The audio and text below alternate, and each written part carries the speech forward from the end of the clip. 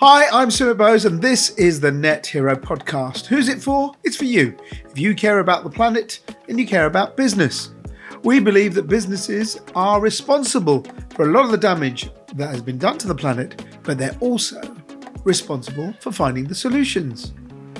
We need innovation, we need ideas, we need people who are trying to make a difference, and that's what this podcast is about.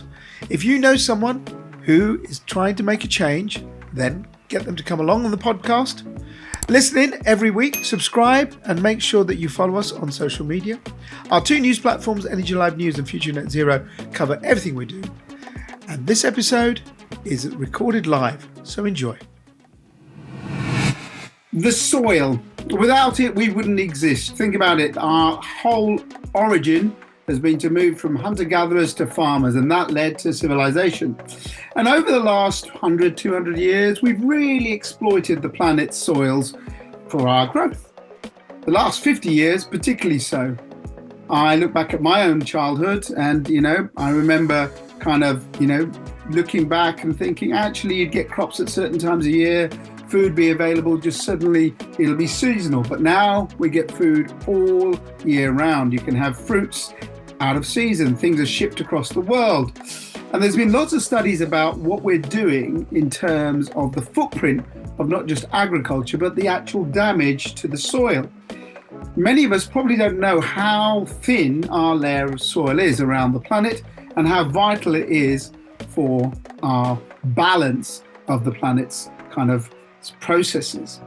So how do we make sure we keep that balance between us growing as a population of kind of 7-8 billion, wherever we are now, and making sure that the integrity of the soils continues? Well, that's something that's been a challenge for quite a while, and there's a company that's trying to bring through a new idea about this. How do we get to the goal of perhaps carbon neutral farming?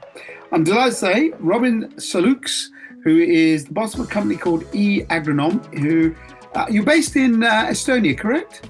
Yep, that's true. Robin, you're coming from a farming family. So before we talk about what you're doing with eAgronom, what I said there about kind of family traditions and how soils are used, can you tell our audience a little bit about it? Because I don't know if your family are they arable farmers or did they have livestock? What's the family background? Yeah, first of all, glad to be here. Glad to have you. My father has a 1,400 hectare organic grain farm in south of Estonia. And if you're an organic farmer, then the main way for you actually to improve your productivity is to take good care of the soil.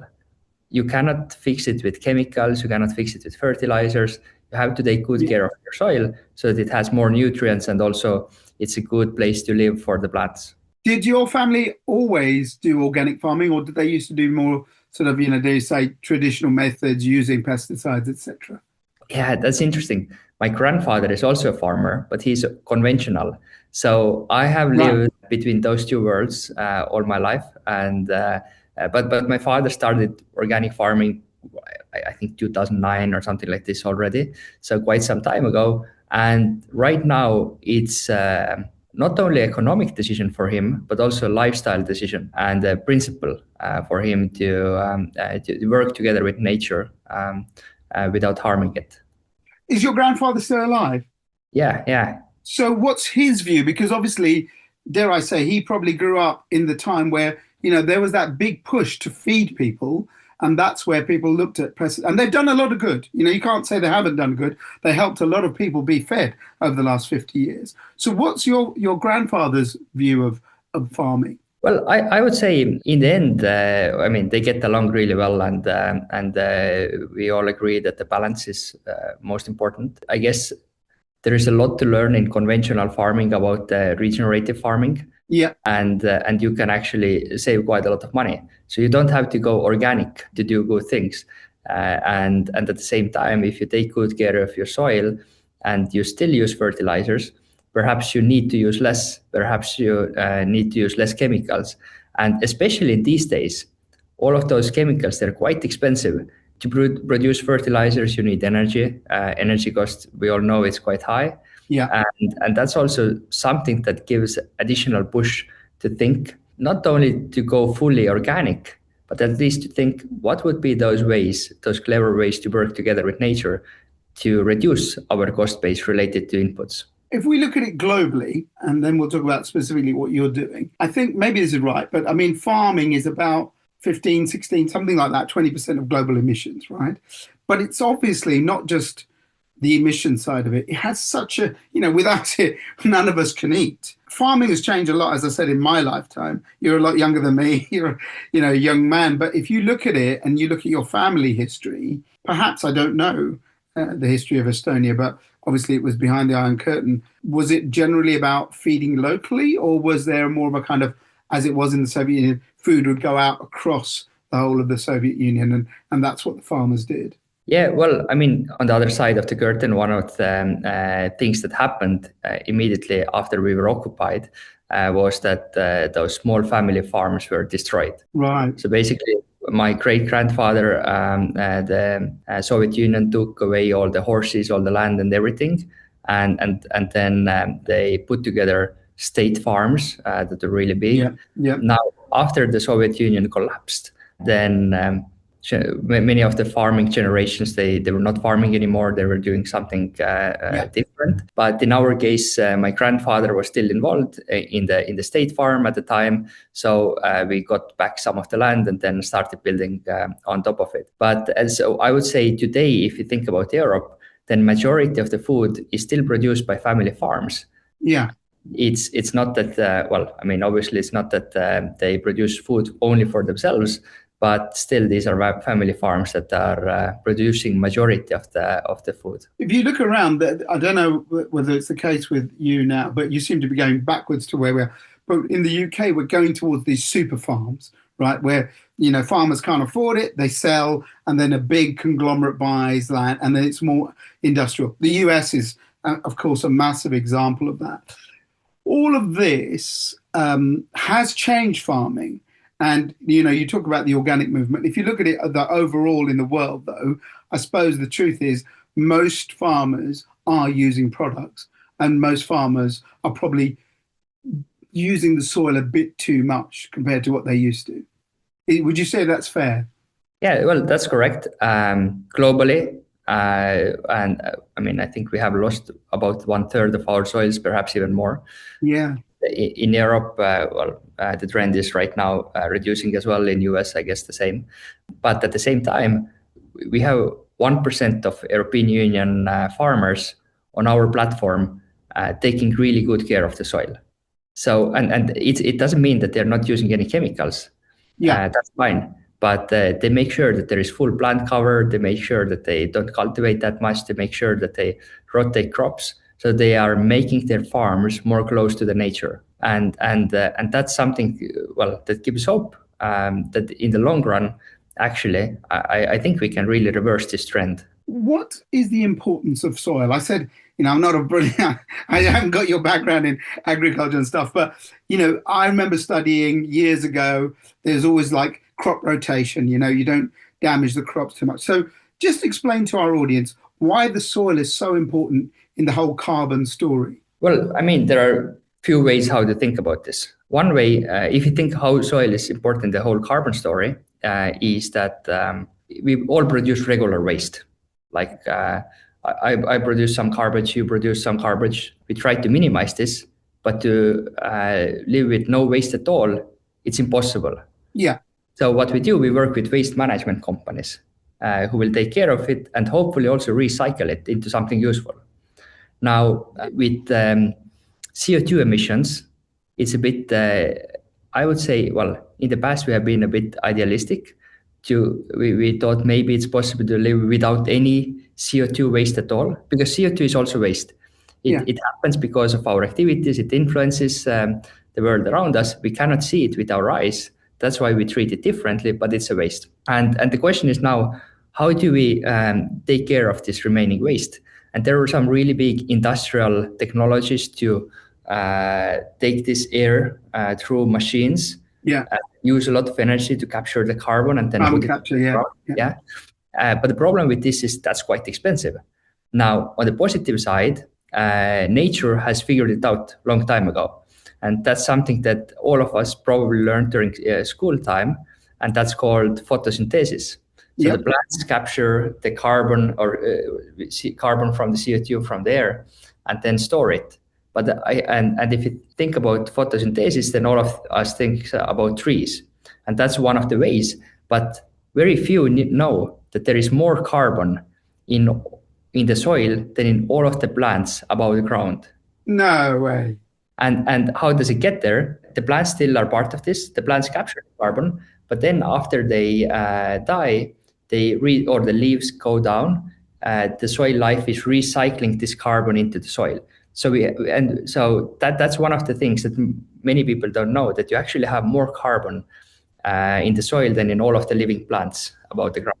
That's crazy, because everyone thinks of the rainforests in Amazon, for example. We think of trees. We don't really think about the soil being this amazing kind of, and is that because of the microbes in the soil, the worms, that things? What is it that makes soil such a good, carbon sink? Well, if you speak about the rainforest, then it's all about synergy between plants and soil organisms. Because if you take all the plants away, all the trees away from the rainforest, then the soil will disappear as well. Yeah. Because you don't feed the soil, you don't leave the soil life with new biomass anymore. So and the same thing is with in farming as well. If you drive around, quite often you see that there's nothing growing on the ground. It's only background. Someone has cultivated this. You never see this in nature. But this is the moment. True. You're right. This is the moment when nothing is going in. The soil life is not getting food. And you and me, if we would not get food for, let's say, 1 month, or even maybe a few months, we will probably have much less of us left after that. And well, maybe, who knows, maybe for us it's good, but for the soil, if it happens, well, a big part of the year and every year, then it's really bad, and eventually you have less and less soil left, because you just don't put this biomass feed to the soil life. What's the traditional, you're talking about traditional farming, and people have heard of probably things like phosphorus and using phosphate fertilizers. But I've heard this term, and maybe you can explain it to the audience, about kind of leaching the soils, taking stuff out. What are these constant chemicals, constant farming on the same land? What does it do to the soil? It basically, there are different things that it does. One thing is, imagine if you would be eating only one food. Yeah. Then probably you would not feel that good. That's basically like the same. Well, I mean, for example, and especially if you even don't get food at all, but you can only eat vitamins. Yeah. So you kind of get all the nutrients. Yeah. You will still be hungry. Yeah. Same thing that's with fields when you only feed it with mineral fertilizers. I don't think the majority of the farms work like this these days, that they only feed with mineral fertilizers. They at least leave some biomass on the ground and so on. Yeah. I mean, the extremes are like this. And that basically makes the soil, drier, or just basically not as good at holding carbon? Yeah, well, a few things. One thing is that if you don't put biomass back in, so biomass is carbon, then you will have less of this humus left. Humus is the richest part of the soil, this top part. And humus is really important for a few reasons. First of all, this is where the soil life is. And the soil life is living together with bacteria. Like if you don't have those good bacteria over there, it's much more difficult for the plants to survive. Yeah. Secondly, this is the part of the soil that's also holding the nutrients. So again, well, basically those plants, they can still survive, but it means that you have to put more and more mineral fertilizers so that they will survive. And thirdly, and I would say that's maybe even most important these days, is that humus, or the soil carbon, also acts as a water bank, in a way that when it's raining a lot, it can capture it. And when it's long dry season, then it can use those reserves. And as we know, there is more and more extreme weather. Yeah. So let's talk about what you're doing. eAgronom, what are you trying to do? Because you're trying to help farmers. I assume, are you mainly European, or you work around the world right now? What you're doing? Well, most of our farmers are in Europe, so about 10 European countries, but we have a small pilot in East Africa as well, Okay. mainly in Rwanda. Right. So I'm going to talk about the difference in the soils there in a second. But so if you're looking at what you've just said, which is really nice, you've given us an idea of what's going on with the soils. What can you do? What are you doing? Are you adding certain natural products? What do you teach the farmers to do? So, well, I would say, first of all, we changed the economics. Right. That's the first thing, because taking good care of the soil is somewhat expensive in the beginning. It pays off in the long run, Yeah. but if you have small margins and you're doing something every year and it kind of works, and you have big loans on your shoulders, Yeah. then it's a risk to change something, especially if it requires additional investment. So we changed those economics to bring carbon income to farmers. So the more they do it, the more carbon they store in the soil, the more payments they get. It's not the new profit generation for them, but it helps to cover the cost. So that's the first thing that we do. The second thing that we do is that in every country where we operate, we set up field trials and build events around this, so that farmers can see in their own neighborhood what is working and what is not working.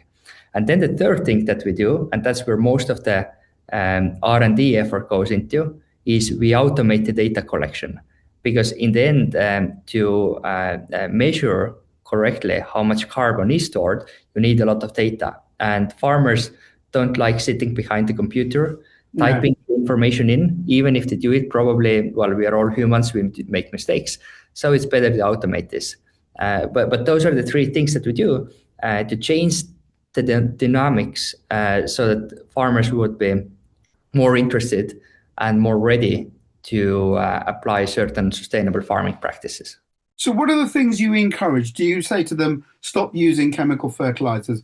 Do you say to them, keep one field always wild? What are the things you try and do to get this carbon back in the soil? Mainly two things. One is to add biomass. This means that in the autumn, when nothing is growing, that you grow something called cover crops. Okay. And it's a short enough period, so you cannot harvest this. So you're not getting any extra income, but you just plant something to cover the land and to capture the CO2 with photosynthesis, and then later to feed the soil. What is it? Do you plant grass, or does it matter what do you plant? To be honest, this might be the same crops that you use it might be rye, it might be legumes like pea and beans, but it might be also red clover, different mixes of grasses. And but also that's why we do field trials, because every region might have a different mix that works best. So that's one side. And also the crop rotation of changing crops, and that's also related to the biomass. But then the other part is reducing the cultivation, because every time you cultivate the soil, some of the carbon is released, and the soil life is disturbed over there. So the second part is, and the question now is how to do those things in a most cost-effective way. I was going to say, if you stop cultivation, people go, that's my living, that's my earnings. Stop or reduce at least cultivation, but in a way that you will still get yield. And then together with those, if you can then show the farmers that their soil has improved, then also it's okay, maybe it's now okay to test a bit with fewer fertilizers. Perhaps, by the way, there are plants called legumes, and legumes work together in partnership with bacteria.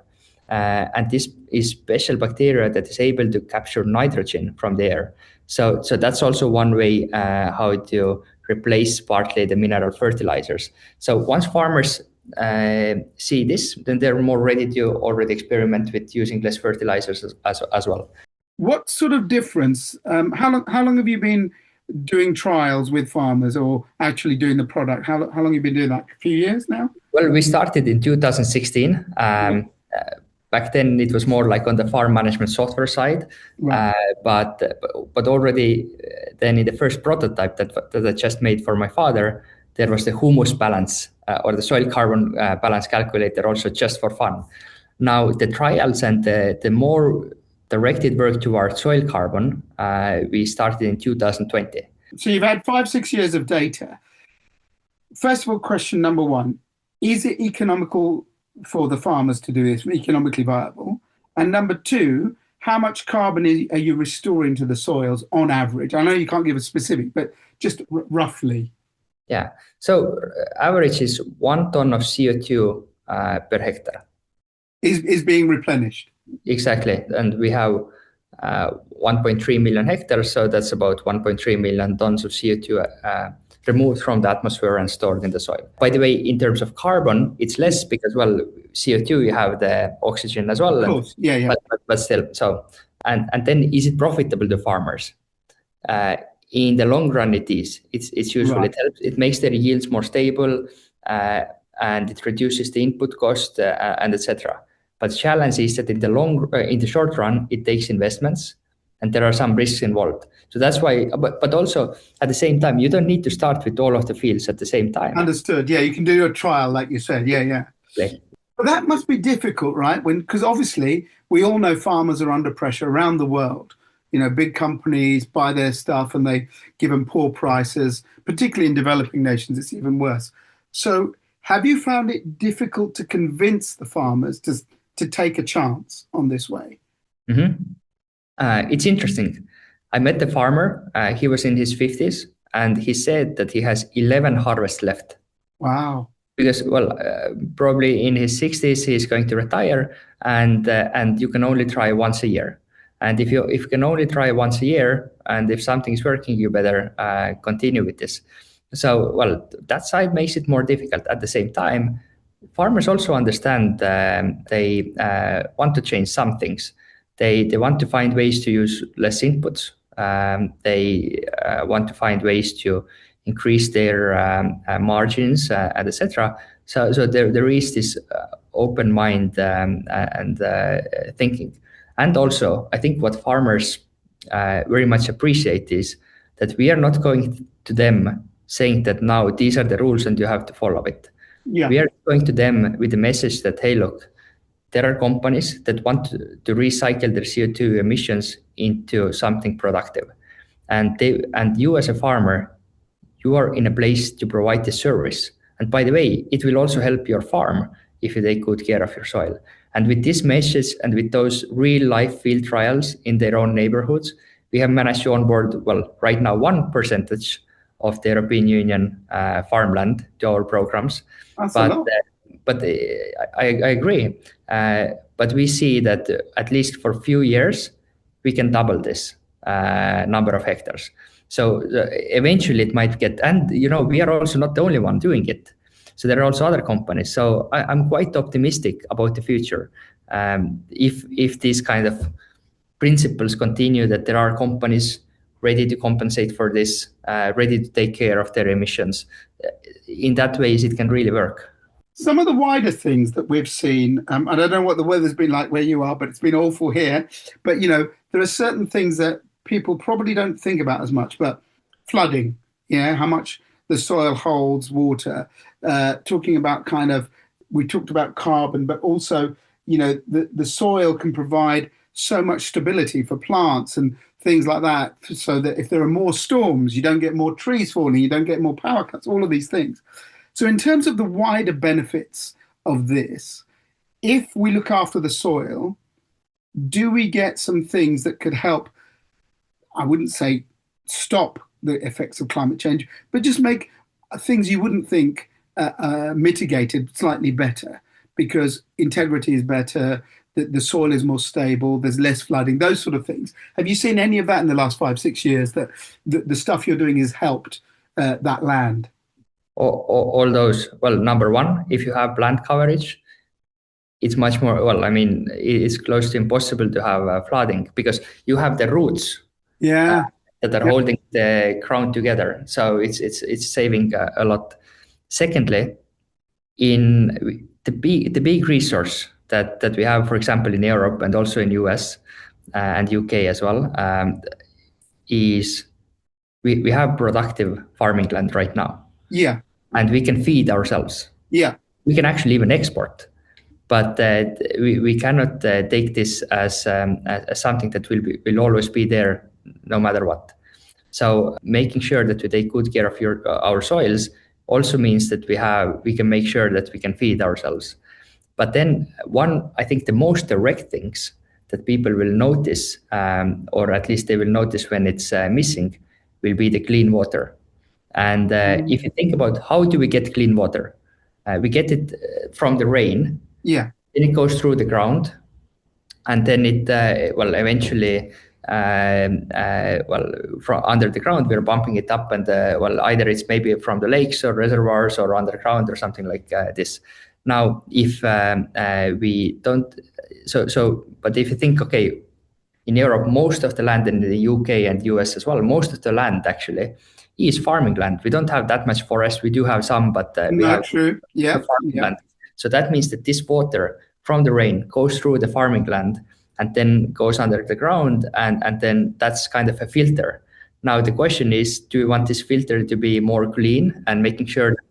Yeah, instead of full of chemicals. Yeah, you're right. Yeah, exactly. So also the drinking water, and in some parts, farmers have to irrigate as well, and to make sure that you don't have to use that much water. Because if you use, then maybe, eventually, and in some regions, there are already water shortages, even in Western Europe. Yeah. You said earlier that you've got a small trial, I think, is it Rwanda? I can't remember where you said, in Africa. Yeah, Rwanda mainly. We have a bit in Kenya and Tanzania as well, but Rwanda. Right. So how does this apply? I can see how it applies in Europe and even in America. But how does it apply for poorer farmers in places that are generally quite arid, have much more climate change? The soils are already quite depleted, but then you've got the drying, particularly in Africa.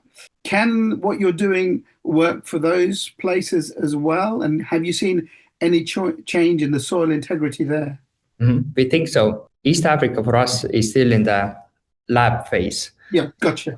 We are not ready to scale it before we set everything up. So Europe is scaling, East Africa is where it's in the lab. And sometimes we think economically, and right now as a small company to invest, and it doesn't make sense. And then we go and visit, and we see the impact to the soils and impact to the local lives. It's even bigger than in Europe, because over there in these countries and in these regions where we operate, much bigger part of the food that is produced, they consume themselves. Yes, true. That's very true. It's much more local, isn't it? Yeah. Exactly. So the food security gets totally different meaning if you produce food for yourself. And also, in general, in the tropical climates, the soils are more fragile. So you can build it up faster, but you can also lose it faster. Gotcha. So that means that our work can also have the faster impact.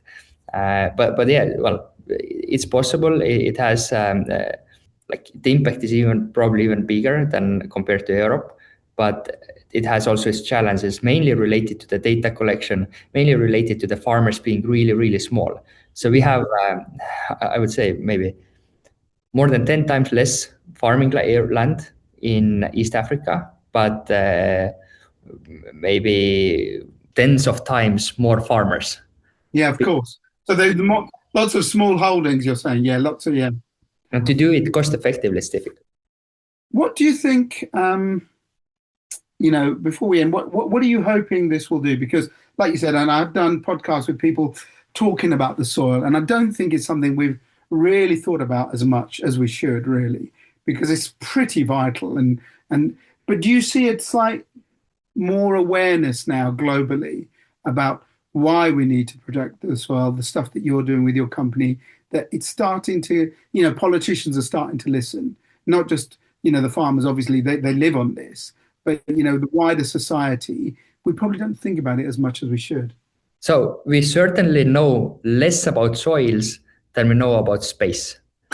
And if you think about news, then there are more news about moon landing, which I think is really cool. Yeah, me too.